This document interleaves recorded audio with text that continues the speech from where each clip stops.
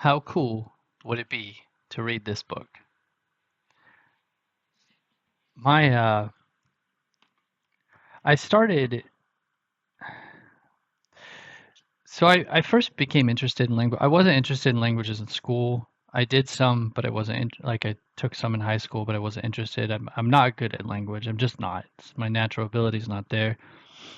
In college, however, I fell in love with languages through linguistics, and I thought, wow, this is so cool.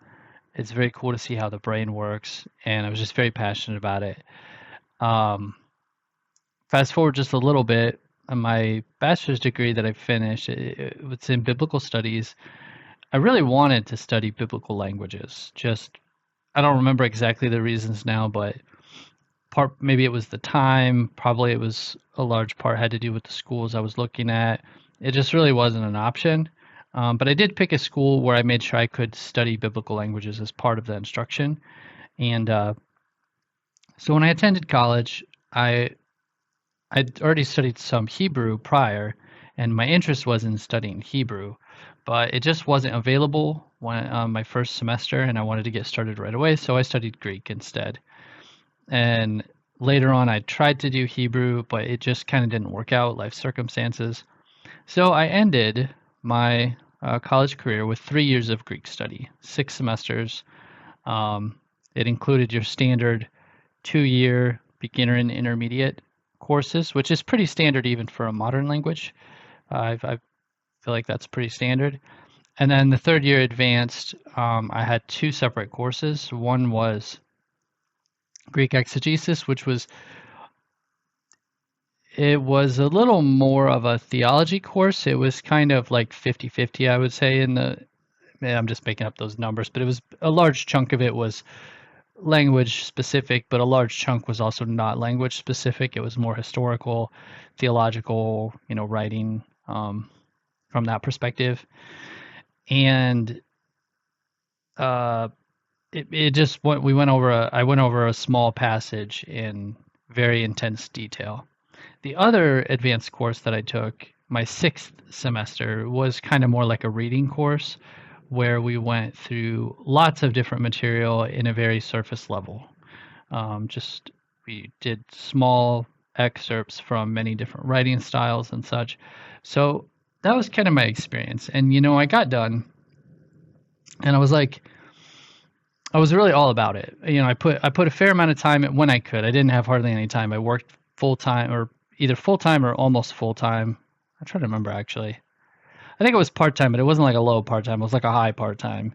Um, Number of hours that I worked plus my coursework plus hanging out with friends and being a lazy bum teenager, young adult, but also trying whatever time I had left. I did put a fair amount of extra effort into studying Greek compared to my peers, right? Looking back now, it wasn't an extra effort enough to make me, uh, you know, I wish I would have put more into it, but I did put extra effort into it, and I really wanted to be good at it. I wanted to be able to read this book, and when I got done, like I would sit down and practice, making sample sentences. For part of the time I worked as a janitor, I would practice saying phrases as I was doing things throughout my day. Entering the door, I would say I'm entering the door in Greek, in Koine Greek, using the vocabulary that would be relevant.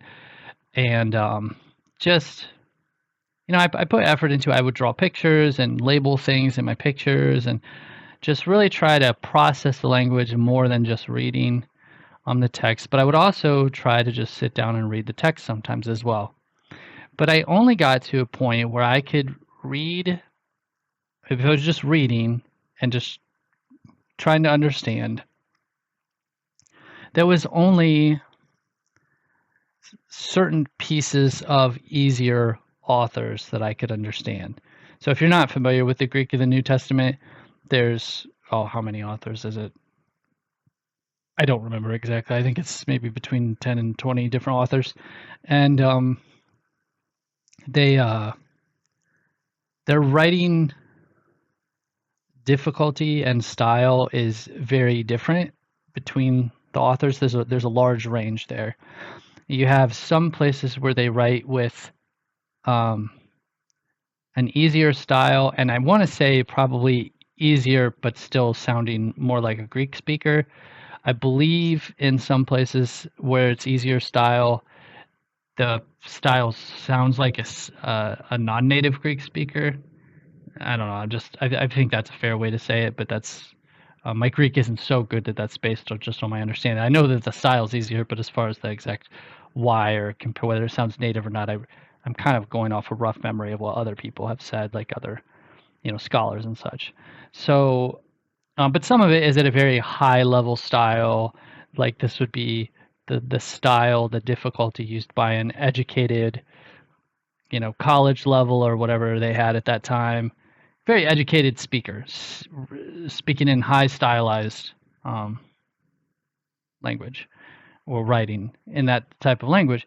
And so, uh, at that point, when I would sit down and try to read, I couldn't understand anything from the highly stylized text for two reasons. One, they tend to use less common vocabulary, and so as a language learner, you often try to learn the more common vocabulary first. So which is what we did, and through my course, through my program.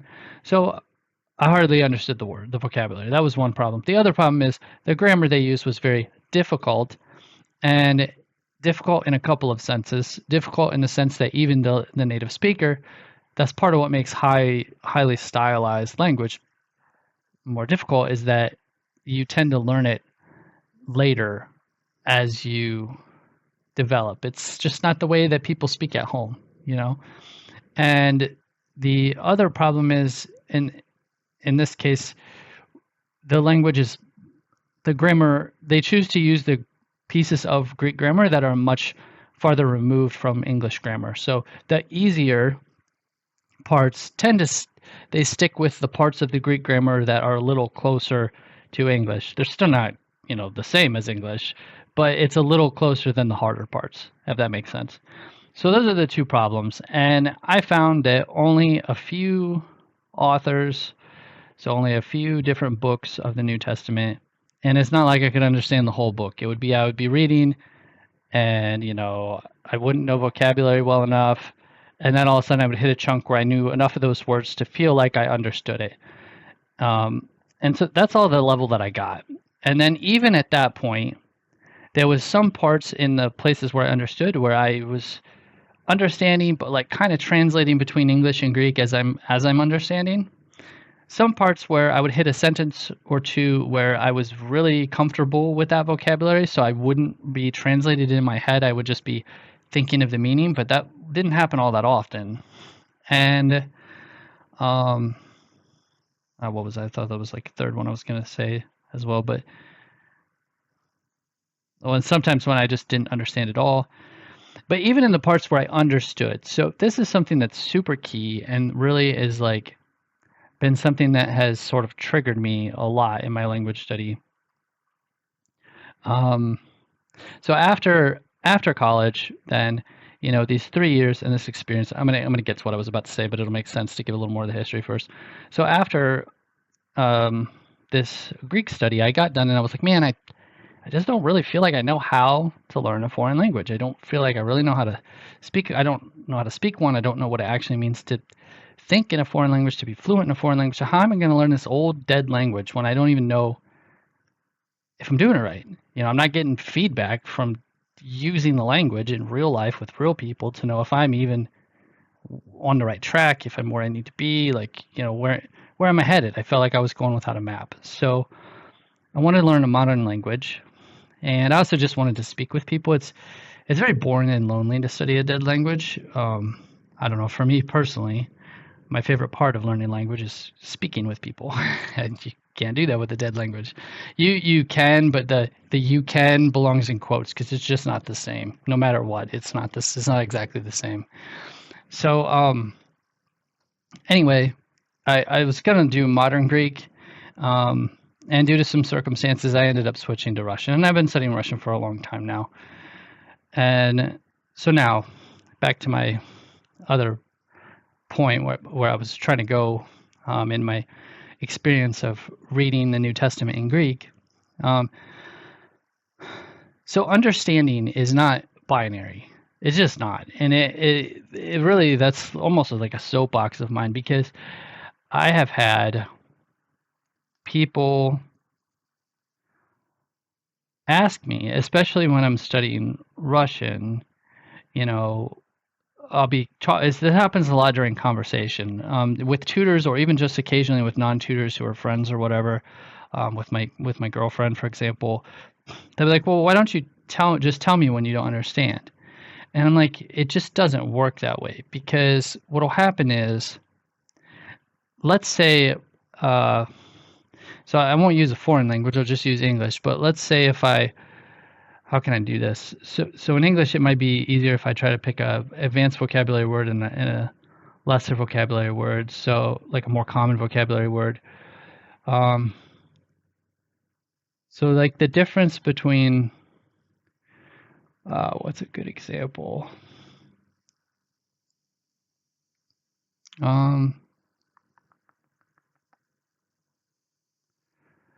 So I don't know if this is great, but like memory and cache, for example. If I'm talking in English and I'm not, maybe I don't know a lot about computers, and I start talking about computer memory, I start talking about cache, or let's go with the reading example, right? Because that's relevant to the goal here for reading the New Testament. If I'm reading and I read something about, the computer's cache, but all I think about is, okay, well, that's some kind of memory that the computer has. Well, did I understand it or didn't I understand it? And to be honest, I think it depends on the sentence and on your goal with the sentence.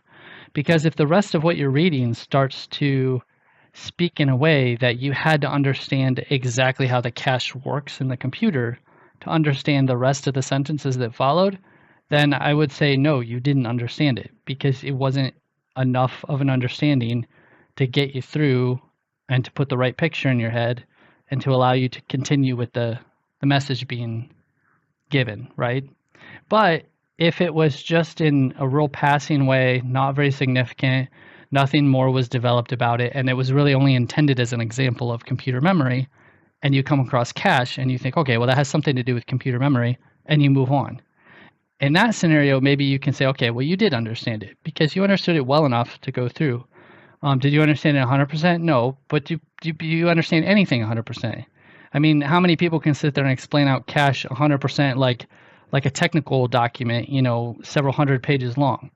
So the point is, I hope that illustration made it clear. There's probably better ones. I literally thought of that off the top of my head. But the point is, understanding is not binary. And so let's go back for a second, right? So understanding is not binary. So when I say that as I was reading, I felt like I understood, what's important is I do feel like I understood it enough for me to be honest and say that I understood it. To me, it hit a threshold where I feel comfortable. I have no qualms about saying that I understood it. But if you were to ask me if after I understood it, I was supposed to, paraphrase it all in exact words in English, I probably would not have gotten it exactly correct. There might have been a little mix up here and there. If I had to do some debate and argument and defense over the meaning of it, and here's an example of what I mean by that. This actually comes up quite a bit. So I study Russian. My Russian's not amazing. It's also not beginner level. I'm not sure where I am. I think maybe B2. But my girlfriend and I communicate in Russian. She doesn't speak English. A lot has to get filtered through a translator. And the reason is because when I speak with her, right, and I think this is common in relationships, I really have to understand it. I can't just kind of understand it. Like, for example, if I'm speaking with most of my friends in Russian, if I misunderstand them a little bit, no one's going to care at the end of the day. If I misunderstand and then don't remember it correctly, and a month later they ask me questions about it, they're not going to get mad that I forgot. They're just going to, oh, okay, whatever, you forgot. But in a relationship, you have to understand, because a month from now, if that was important to her and I forgot it, she's going to be upset, right? And that's common. That's nothing specific about my girlfriend. That's the way relationships work. I would feel the same, right? If she was forgetting stuff I was saying. So, um, and not only that, but also like you argue about the meaning. I think this is also really common in relationships. So later on down the road, something will come up and, well, I said this in the past. Like we already said this, and then we'll go back and, well, I thought you meant this. No, I meant this. Or, people argue about the meaning. That depth of understanding, I really don't have it in Russian, as I'm finding out, not very often, and I definitely did not have that depth, even in the parts that I understood in Greek. So I hope that was clear. Just a huge soapbox for me. Like, understanding is not binary, and that's important because now, what I really wanted to get to, not too bad, 60 minutes, talk about like the Greek language education, right? Because as I mentioned, I got done. And originally, when I started studying Russian, the intent was that it would help my Greek. In the years since, it's been quite a few years since actually, my my Greek study has not really been, it's just not been there, to be honest. At first, I kind of kept it up, and then I've dropped it and picked it back up quite a number of times. But every time I picked it back up has been less put into it, just less time, less energy, and all that kind of thing.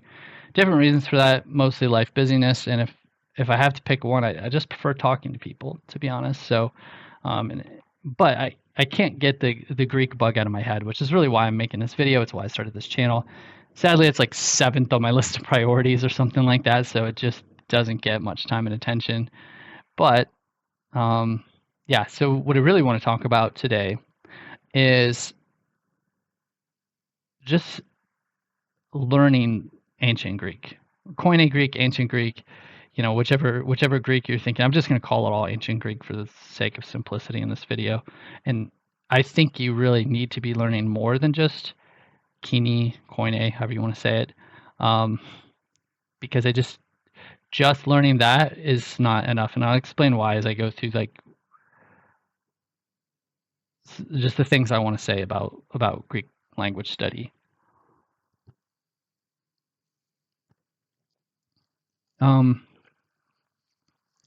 So to start with, what I really wanted to do is compare it to modern language study because, like I said, I started studying a modern language. I started studying Russian because I really just felt like I didn't know what it meant to learn a language. I didn't know the trajectory, the goals, the timelines, what I should be focusing on. You hear all these ideas, but I just didn't know from experience and from practice. And so now that I've done that for a long time, I'm not C1 in Russian. I'm sure of that. I wish I was, but I'm not. I'm pretty sure I'm B2, but at any rate, I put a lot into language study, and at this point, I feel like I've reached a place where I can say what I'm going to say. But what I want to do is try to compare because I feel like there's so many problems with ancient Greek, and a lot of these apply to other ancient languages too. I'm just kind of going to focus more on ancient Greek. I don't have too much experience with other ones. Latin may be a little bit of an exception because I think there's more material and up to a more modern time, and still people who speak it enough that maybe you could have some conversations. Whereas in ancient Greek, I know there are people, but it's so rare. It's just not the same. You really can't. For all practical purposes, you're not going to be able to have a conversation in ancient Greek. So anyway, the problem though is the numbers, right? You have to pick some numbers to compare. So the numbers that I'm going to say they're not scientific. They're sort of made up. They're sort of not. I'm trying to make adjustments. Trying to go by the research published numbers, but also I have to adjust them. So, take them with a grain of salt. But I do think even if the numbers themselves are wrong, I think the trajectory is correct, and that's really how I'm using the numbers, is to paint the picture of the trajectory, not to say that this specific number represents a specific number. You can think of it more like a generic quantity of approximately that size compared relative to the other, approximate numbers. That's more of how I'm using it. So I did some numbers. if you compare, right, the different foreign language measuring like institutions, um, they have different published numbers for how many hours they think it takes to learn a language. Then if you ask people anecdotally and you weed out the stuff that sounds a little more like nonsense, or like the definition they were using for the goal was really off, right? So a lot of times what happens is people have a very different idea of what fluency is, which is totally fine because fluency is relative to what your goals are. Um, but a lot of the people are not having a definition that fits where anybody would want to be who's trying to read like ancient Greek, for example. So that's part of the problem. Part of the problem is when you look at the institutions and stuff, they're typically only counting classroom hours. So you kind of have to so you have to look, are they counting the hours out their study outside of the classroom as well or not? If not, you have to adjust for those and add those because they're relevant. It's still study. Part of the problem is the end goal. So, like for example, most of the great programs, when they're done, they're not at the level where you would need to be if you're like going to be the type of ancient Greek reader that I'm imagining, which I think is most people that start to study the language, right? Their level is much, much higher than the level of people coming out of, you name your program, the military programs where they train linguists, for sure bachelor's programs, probably the doctoral programs. I'm not as familiar with the doctoral programs in foreign languages, but I honestly believe higher than those too. So that's my point. The numbers are a little bit really hard to nail down, but I come up with some numbers with, just with a little bit of thought here and there, and they're going to be pretty wildly different. And another issue is, so when comparing to a modern language, there are quite a number of differences, I think, that when they place Greek, right? I believe Greek is on the 4-tier category system where you have the Asian languages and the Middle Eastern languages as tier 4, and most languages as tier 3, and then the languages that are closer to English as tiers 1 and 2. I believe they put Russian and Greek in both in tier 3, and then like, say Japanese, common Asian language, that's studied in tier 4, Chinese tier 4. So the trouble is ancient Greek has a number of challenges that make it much harder than modern Greek, and I'm not really sure it shouldn't be pushing a tier 4 anyway.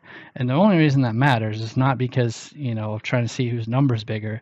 It's because the difference between the two categories, they generally double, right? So if you say that, let's say that for Russian, for the goal of what my goal of where I think you would need to be, where most people would want to be, let's see, I don't want to phrase this. Most people who start to study ancient Greek, where they want to be when they're done studying ancient Greek, like that level, is much higher than uh, the levels that are being considered by these publishing things. So anyway, so the numbers that I would go with for being at that type of a level, this level that this ancient Greek learner would want to be at in Russian, doing 4 hours a day, so pretty intense study, but not 100% full time. But hardly anybody's going to be able to do ancient Greek full time because you're probably not going to get a job afterwards. So if you're able to do, ancient Greek for 8-10 hours a day, that's cool. But that's almost nobody that would be starting the process. So let's say 4 hours a day, which is still super intense. Pretty much every day for end on end, you're maybe going to be 170 weeks, which is about 2 years of Russian study. And to be honest, I don't think this number is accurate. I actually think the number is much higher, probably double. But the kind of when I was doing the comparison, this is sort of where it landed. So I would say this is a minimum though, and there's a pretty good chance you're actually going to need 4 years of 4 hours a day instead of 2 years. Personal opinion, well, after I look at this number and compare it with my own personal experience, I'm just thinking 2 years isn't enough personally, but maybe it is. And then Japanese, it doubles. So that when you go from tier 3 to tier 4, it basically just doubles. So that's the issue of was ancient Greek a tier 3 or tier 4. That's why it matters, is because the time doubles. So for Japanese, 4 hours a day at the lower estimate figures, which I don't think personally is enough to get to the certain level that an ancient Greek learner is going to want to be at, it's still 4 years. And then double it to get to the level of proficiency that I think they're going to want to be at. That puts it up to 8 years. That's 8 years of pretty intensive study, assuming you have any kind of life outside of this. That's basically as much time as you can put into it, 4 hours a day for 8 years. And then you're going to be able to do the things that people typically want to do when they study classical or ancient Greek. So I just, yeah, that's to me, that's huge. And even if it's the 4-year number, you really couldn't make much of an argument that it's less than that. But even if it's the 4-year number, well, you couldn't make an argument if you think that the Japanese difficulty is the appropriate difficulty to measure against, okay? So if you think that Russian is the closer difficulty to measure against, then you could get down to 2 years, which actually sounds pretty manageable. 2 years, 4 hours a day, that actually does sound manageable to me. Personally, though, I just don't think that's enough, but maybe it is when you compare it to what the institutes say and what their students are supposed to do when they're done and that sort of thing. So there's just absolutely wild ballpark numbers for study. And now let's compare this. Let's go back to like my Greek study in college. First of all, did I spend 4 hours a day on Greek? No, not a chance. Could I have? No.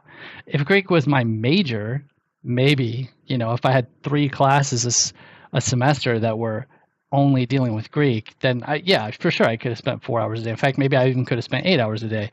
But when it's my minor and I have 1 class a semester, so that's not even every day, then 4 hours a day is nuts. That's actually really hard to do on top of all the other education and all the other things you're doing.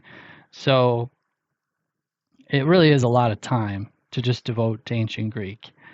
And this is not what people do. That's not the standard in programs, and especially if you take, right, so someone whose goal is to read this book, they're probably doing it in seminary. And they do, I know the seminary is more intense than my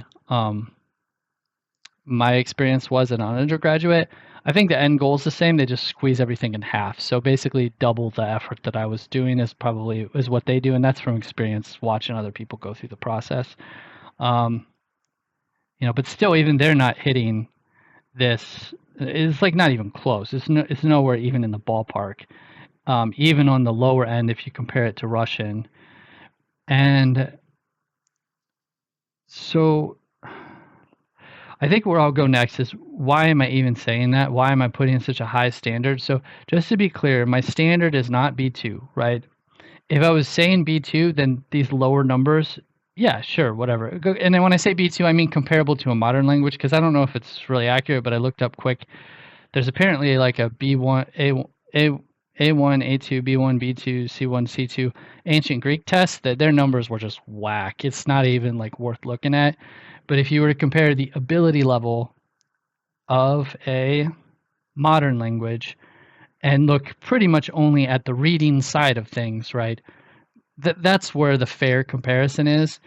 And if you were to do that, then I would say probably, maybe really intense study, college study, or seminary study, grad study could get you to like the B2 level. I'd see maybe, but I don't think C1's possible. And you got to understand the difference between B1, B2, and C1. It's not like a little bit, even though they're next to each other. It's more likely double. So whatever time it took you to get all the way from A1 to B2, now you need to do that exact amount of time again to get just from B2 to C1. The difference between them is very high, right? And what I actually think the goal is not just like low bare minimum C1, it may be even a little higher C1, right? And so why do I say that? And why am I even, what am I even saying? I'm saying most people who learn Greek to read this book or other ancient Greek texts, for sure with this book, with other ancient Greek texts, I don't have as much familiarity with in that space dealing with those kinds of people. But You don't. Oh, what happened to my? That's odd. Is it still recording? Um, so you don't want to just read it and enjoy it. You don't want to leisurely read it, right? Almost everybody learns it so they can understand it better than they do in their native language, better than they do in English, right? Your goal, generally, people don't pick it up because they just love the sound of Greek. But then when they actually want to argue about a specific point in a very detailed manner, the same way I was kind of trying to refer, like in a relationship, you might have a serious argument with your girlfriend, spouse, significant other. And you have to really pay attention to the details of the words and like the precise meaning.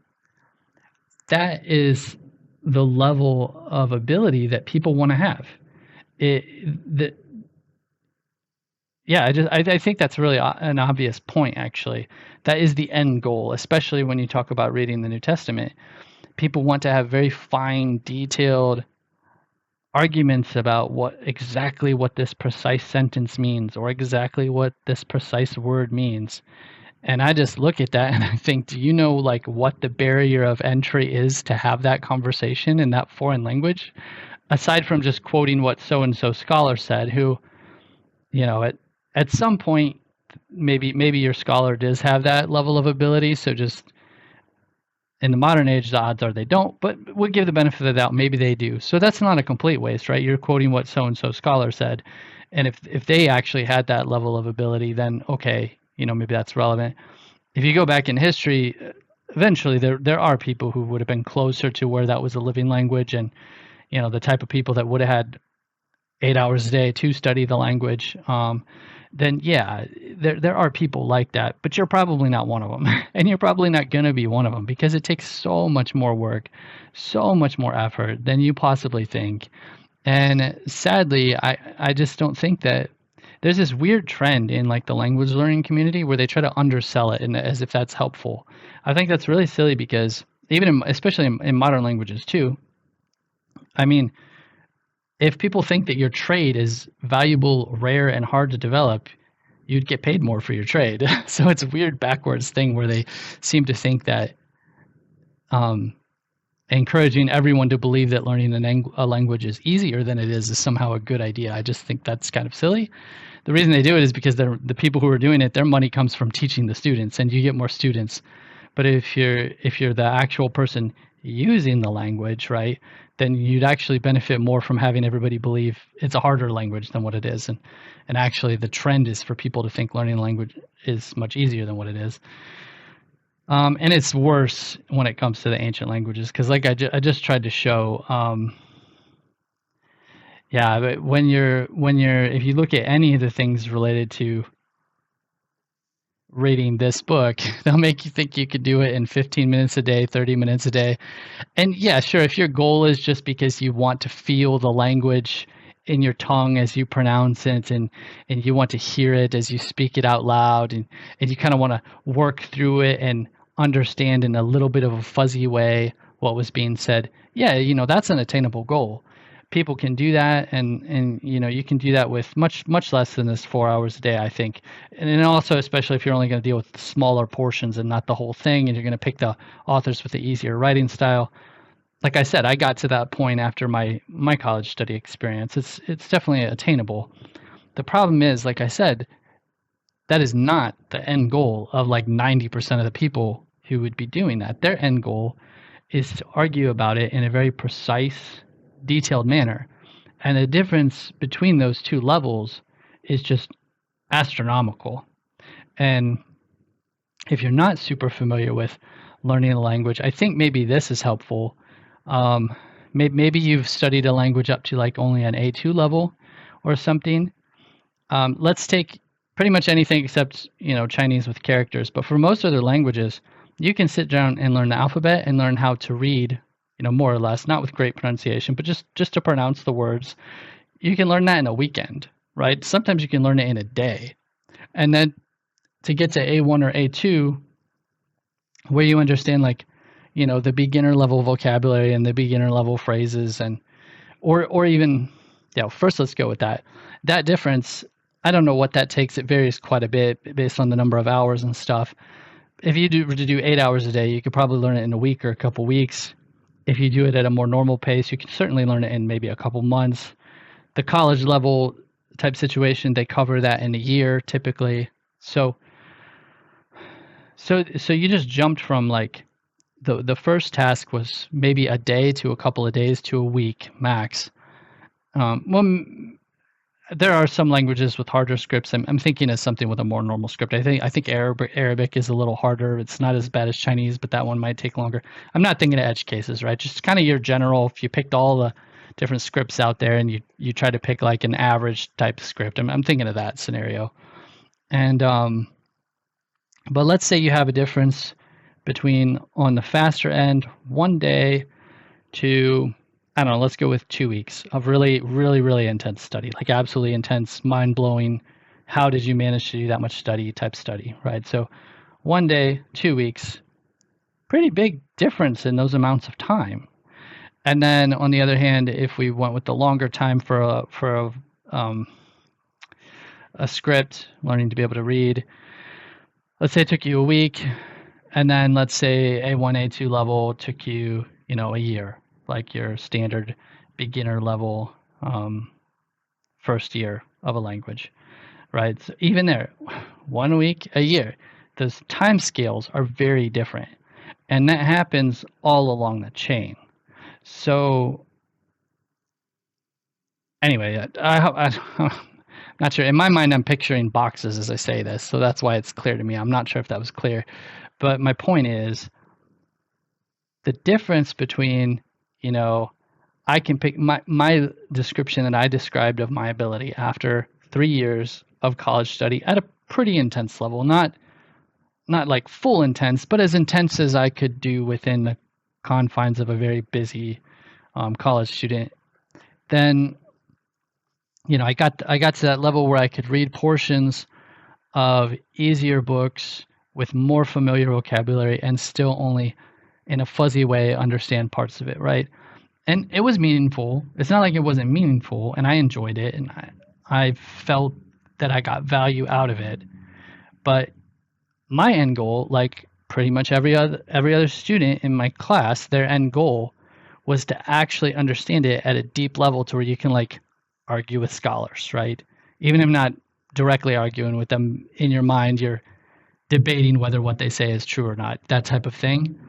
The difference in effort level between those two goals is on the scale of the difference between just learning to pronounce the letters and reaching A2. It's just, they're not even remotely the same in the amount of time and effort. So that was a long way to try to make that point. I hope that was clear. And I hope I tried to make it clear that it really takes a long time, and that basically everyone has a goal that is at the very higher end of language ability. There are not too many people with classics. I think it's a little different. If you're just studying ancient Greek to read Homer or the Iliad, then maybe those type of people, they don't care to art. I'm just assuming, like I said, I never studied it for that. I never studied Greek for that reason. But those type of people might just want to feel like the cultural experience. And so they might be okay with that like lower level, and that might really be their end goal. But pretty much everybody who's studying the New Testament, they want to argue about theology. They want to argue about philosophy. And not necessarily argue with people, but argue mental arguments, right? Mentally juggle the nuance of the text. And the difference between those two abilities is astronomical, and almost everybody has the higher goal. So just to repeat that like 10 times, I hope that was clear. There's another really interesting thing. A couple things. I can't remember this again when I said the numbers. So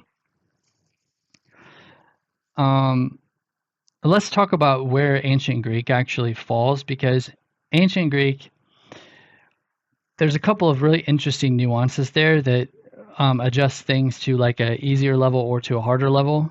more time or less time, and it's really kind of hard to figure out how to factor those in. So one big thing that makes studying ancient Greek easier than studying a modern language is basically everyone. I mean, really everyone, to be honest. 99.999% of people, unless you're trying to be a teacher and so you have another goal, and most teachers wouldn't have this goal, but if you're a specific type of teacher, so basically everyone, right? When they study the Greek New Testament or when they study any ancient Greek at all, their goal is just reading. So the core pillars of language are, reading, writing, listening, and speaking. And three of those, they're not irrelevant, right? Because they all three hang on each other. So I personally believe that you do need to still develop listening, speaking, and writing a little bit, no matter what your end goal is. But you can be a pretty low level in those other three, and you'd still be fine for that end goal where someone wants to argue with the text, right? You just need that very, very, very high level just in reading, actually. So that's a pretty big deal. That cuts off some of the time and some of the difficulty level that it takes to learn ancient Greek. So if we were comparing, like, is it closer to this category 3 level, like Russian or most other foreign languages compared to English, or is it going to be closer like Japanese, Chinese, and these Asian as well as the Middle Eastern languages when you compare it to English? That pushes it a little bit closer to Russian than Japanese, or maybe easier than Russian, whatever. It pushes it in that easier direction, but with less time, less number of hours, total hours for like an average learner to get to a certain level. However, there are quite a long list of things that push it in the other direction. And when I say long list, it's not like all these items are not equal in weight. That's where the nuance lies. It would take real serious research, real serious thought, and I'm sure people wouldn't agree on which ones push farther, how much time each one pushes to the left or to the right, to easier to harder. But they certainly do all make a difference. So that's where what I want to highlight. And I don't know, it's just like thinking out loud. I don't have an answer. I don't think it's even necessary to have an answer. I just really want to talk about how people think about studying ancient Greek completely wrong, like from the start. I just, like, these things that I'm saying, I think should be understood. The details aren't important, but I think the general information would be very beneficial to someone who wants to study ancient Greek or Bible Greek. So, and I'll explain, I hope to remember to explain why I'm lumping in ancient Greek with Bible Greek. There's a reason for that. It's not just, it is a little bit me being lazy, but it's not just me being lazy. There's a little bit of a reason for that. Before I do that, the things that make ancient Greek harder and push it to more time and more effort to reach said level of fluency include dialects. So with ancient Greek, and this one's, it is even true in the New Testament, but this is more true as you branch outside of the New Testament, especially if you really want to be able to read lots of different literature in ancient Greek, which I think personally would be necessary. But so we'll just assume that now. Maybe you could cross this off the list if you really think you only need to and only want to read the New Testament. But dialects. So the problem is Greek was a lingua franca, and even in ancient Greek, you're dealing with a long time period. I don't remember for sure. I think it's 1,000 years or so. It's many, long stretch of time, far geographical reach, different cultures, and a fair amount of the language, especially in the New Testament, is written by non-native speakers or second language learners, or people who maybe they are technically first language speakers, but they speak it in this way that is specific to their region where it's generally a second language. A comparison in English would be in India, right? So there's lots of people whose first language is English in India, but still speak English in a way that's quite a bit different from, from the U.S., England, and Australia. Like England, U.S., and Australia have differences, but they're way, way more similar than the certain, I think it's northern India, wherever, certain types of people who are actually native English speakers. But anyway, I think that's true. If that's not factually, actually, I didn't look that up before the video, but I'm pretty sure that's accurate. Um, Either way, like I said, I'm just trying to paint the type of picture.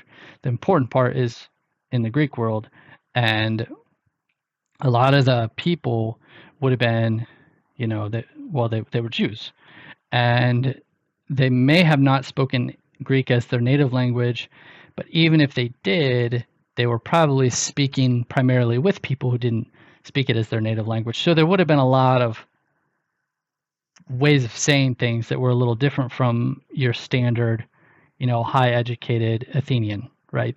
That's my point. And the years makes a difference.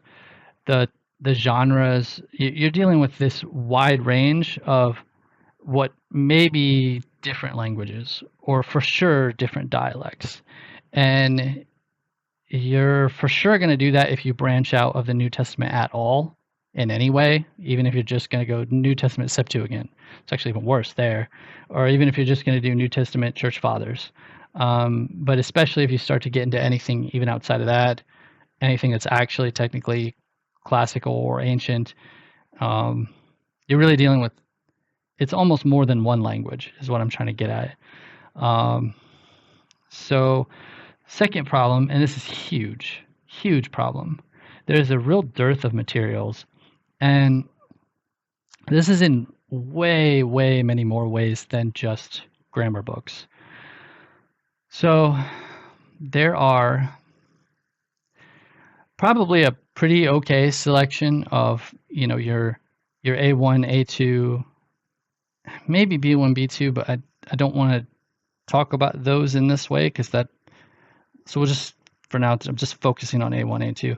There are a fair amount of A1, A2 style Greek books that if you're trying to reach A1 or A2, you're probably not in such a dearth of materials. There's probably enough materials there to get you where you'd want to go, even though you are still missing standard things that would be there in a modern language. The big one is the stuff they teach in a phrase book, and in real life, any modern language, you usually get to use those somewhere. Even if you don't travel to a foreign country, although if you do get to travel to a foreign country, you definitely get to use them. You get to say the hello, the please, the thank you, the I would like, the what's your name, how old are you? And not too much past that, you're ordering food in a restaurant, you're asking for directions. Those very basic conversation skills that are at a very way low level compared to this, like, I want to read esoteric philosophical literature and understand it in a deep way. They're just so much easier, and they're so standard, so common, and you learn them early on. And even if that was not your goal, you're almost certainly going to be learning those and using those things, and you get that real exposure to actually using the language. That type of stuff, right? It just doesn't exist. It doesn't exist. You can fake it. You can try to fake an environment, but at the end of the day, it will still be fake. Those don't exist. So I'm including that in this dearth of materials, even though that's not really like materials.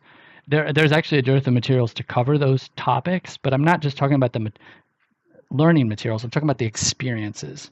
Those experiences don't exist.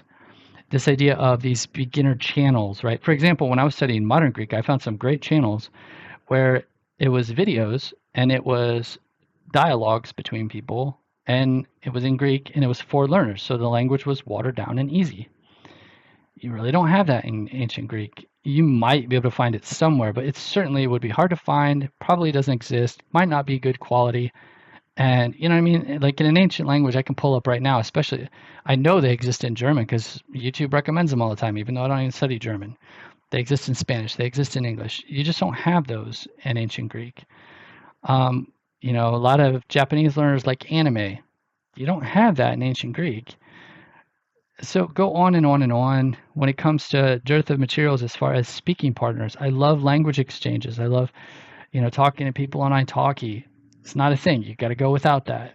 And it goes on and on. I mean, this dearth of materials things is actually huge. And I think it's one of the bigger things that is a real difficulty, and it really pushes the time it takes to learn Greek much higher, much more time and much more effort because of this dearth of materials situation. And it's not solvable. You can make more materials and it will help, but you literally can't make anywhere near the amount that would make it comparable to a modern language. It just is not possible.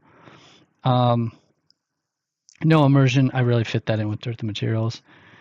Pronunciation issues. This doesn't seem like it should be huge, but it was actually big for me. This is literally the main reason I keep stopping Greek over and over again. There are two main ways of pronouncing and then a bunch of like hybrid in between ways. And you have to either pick one and you cut off half of the materials. Actually, depending on which one you cut off, you might cut off a lot more than half of what's already a huge dearth of materials, or you learn both. So now you're stuck learning two completely different pronunciations. It's almost like two different languages when you're already learning multiple dialects. You see what I'm saying? It like adds a huge amount.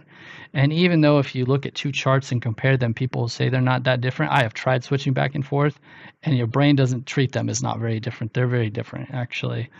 I wrote no immersion again. That's funny. This is actually a big one too. No feedback and corrections. And this is pretty much true. So, and actually we can even go farther than that. So when you study a modern language, if you have the money, you can literally pay tutors.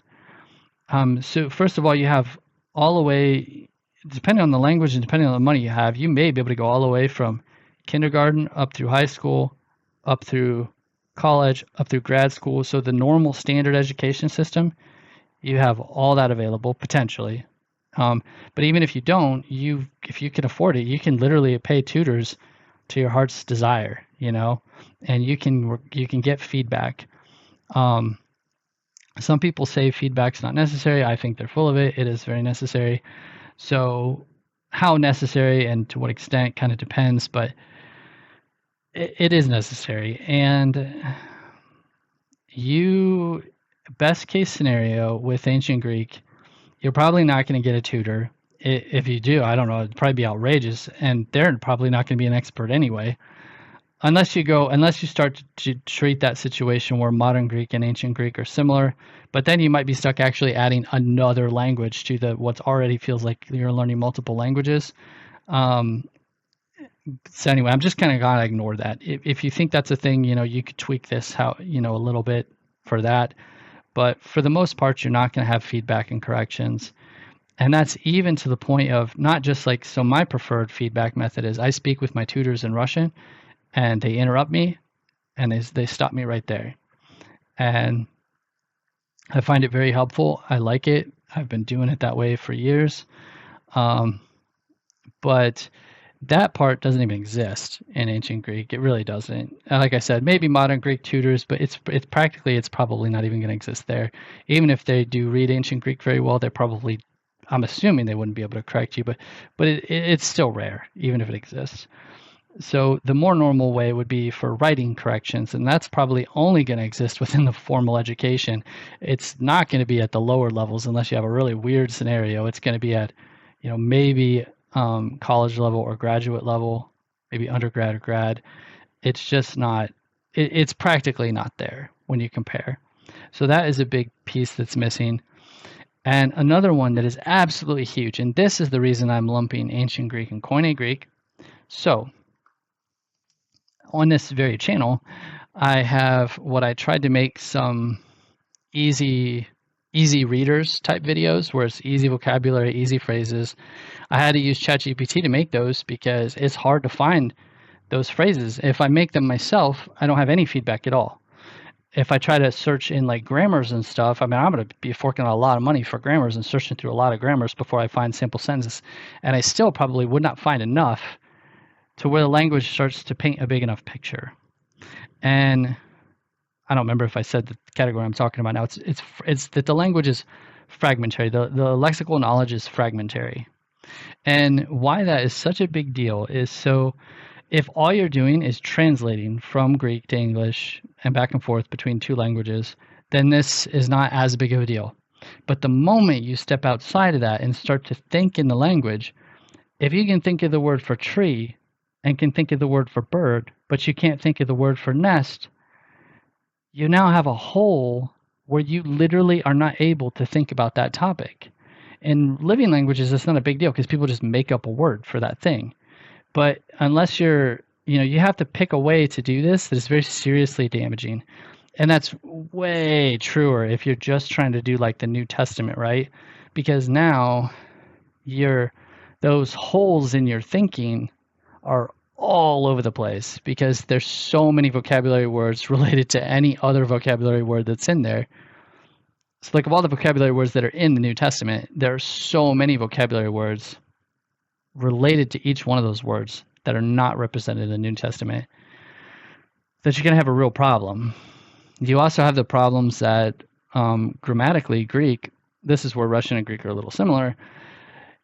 You sometimes, just because you know how to use a word in one form doesn't mean for sure that you know how to use it in other forms, other parts of a sentence and that sort of thing.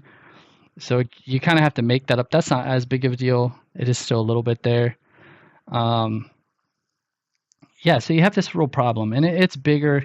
I'm not sure if I'm giving enough mention to that, but that's why I think ancient Greek is necessary, even if you want just New Testament Greek.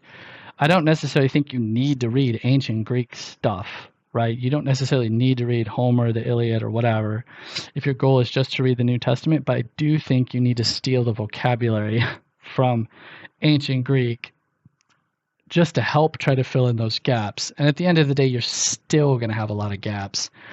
And where you run into real trouble is, so when ancient Greek stops, this is where maybe if you tie it to modern Greek, you can fix this a little, but I honestly don't think so because I've done some modern Greek and they're different enough that I don't actually think it's that helpful. Sorry, I know a lot of people, that's such a divisive thing, but I don't think it's all that helpful, to be honest. And so if you do try to steal modern Greek words, you're going to have to figure out what to do grammatically because the grammar is not the same, how to fit that grammatically into your older Greek, right? So, but let's say you don't pull out modern Greek words. What do when you try? So you're trying to think in Greek, right? Just to practice, just to get a little bit of thoughts, not necessarily to think every thought every day in Greek, but just to really make it internal, to internalize it. Our world is so different from the world of the time that ancient Greek stopped. Most of the stuff you would want to think about, you can't think about. You don't have words for that, and it's huge. The list is absolutely huge. You'd almost be better off spending some time living in an old style setting in some, shanty somewhere in the woods, herding sheep or something to try to live in a way where you can use the vocabulary, think through the vocabulary that you're actually able to describe your real situation. So that is huge. It's actually huger, more big than I'm making it sound. And I really found this more recently, about the time I started this channel, because I did notice this a little, because like I said, in the very early days of studying Greek, I did do some attempts to produce my own sentences. But I was such a beginner, I didn't really know this was the reason. When you're a beginner, this is a normal problem because you just don't know the words. Like in any modern language, when you're a beginner, this is a problem. But as I went farther, and especially actually as I really tried to make this channel. So my first videos on this channel, I used ChatGPT to help make the sentences. But I specifically requested, I didn't want it to hallucinate vocabulary or pick some modern Greek vocabulary or whatever. So I picked, I made it justify where the vocabulary was coming from. Is this coming from the New Testament? Is this coming from ancient Greek? Is this preferably, can you give me the source? I don't remember exactly now because it's been like a year ago or whatever, but that's what the type of thing I was doing. And, sometimes you would come to something that seems really obvious that you would want to say and that I would want to produce a sentence for, and you just can't because there's no vocabulary for that. And very often when there was vocabulary, we're having to pull the vocabulary from ancient Greek, not just from the New Testament. So,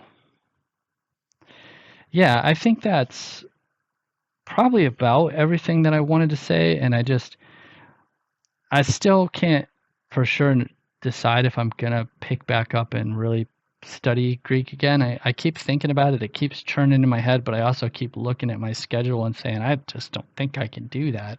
Um, but but I think this is really important because stepping back, most of the people that sit down and want to read this book, right? They have no idea what it takes. They have no idea what the cost is.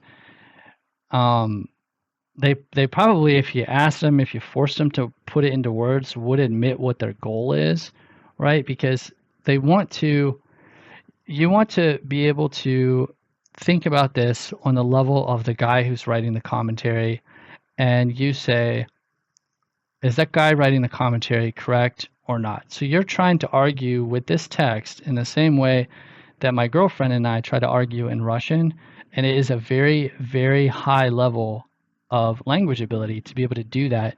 You're also dealing primarily with abstract concepts because the majority of the New Testament is quite abstract. The Gospels are actually still fairly abstract, but also fairly concrete.